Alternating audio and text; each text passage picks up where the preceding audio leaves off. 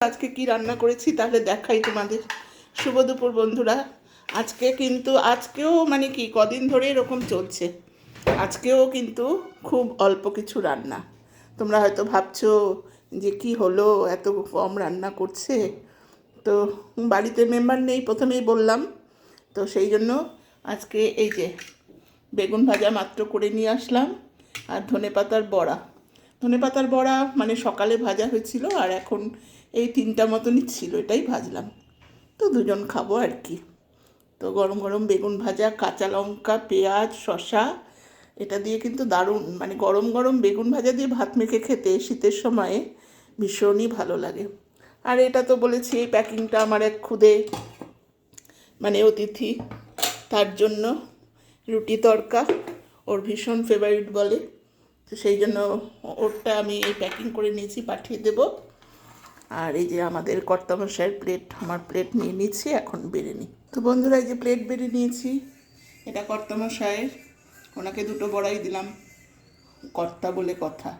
আর এইটা হচ্ছে তোমার ওলকপি, ওলকপি শালগম যেটাই বলো, ওলকপির পাতাগুলো না বেশ কচি কচি ছিল।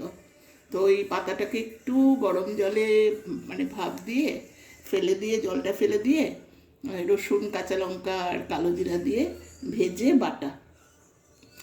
আমি তো মানে কোনো কিছু পেলেই হলো, বাটা কষা আমার ভীষণ ভালো লাগে, আর আমি করিও। এই যে এখানে এখানে আমার পাতে একটু একটা জিনিস বেশি আছে, কালকের একটু শাক ছিল, ওই যে বথুয়া শাক। এই শাক বাটা, শসা, পেঁয়াজ, লঙ্কা, ধনেপাতার বড়া, বেগুন ভাজা, আমি একটাই নিয়েছি বড়া। তো আর হচ্ছে এখানে করেছি ওই যে ওলকপি চিংড়ি মাছ দিয়ে, আর আমাদের উত্তরবঙ্গের ছোটো আলু দিয়ে একদম শুকনা শুকনা করে।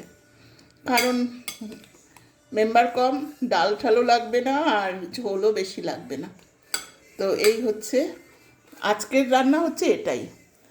আর কালকের একটু আর মাছ আছে, ফুলকপি আলু দিয়ে যে করেছিলাম, ব্যাস এটা দিয়েই আমাদের হয়ে যাবে দুপুরে। আর তো ভাজা ঠাজা হলে পরে, তো এই বেগুন ভাজা হলে তো আর কি চাই, তাই না বলো? তো চাটনিও করি না অনেক দিন ধরেই, চাটনি করছি না। যদিও আমার সুগার নেই, তবুও চাটনি করছি না। কেননা থাকুক, একটু কয়েকদিন রেস্ট নিই, তারপরে বেশি মিষ্টি খাওয়া হয়ে যাচ্ছে। এমনিই তো পিঠে পায়েসের দিন, পিঠে টিঠে খাওয়া হচ্ছে, মিষ্টিটা বেশি পরিমাণে হয়ে যাচ্ছে খাওয়া। সেই জন্য কদিন ধরে চাটনিটা বন্ধ।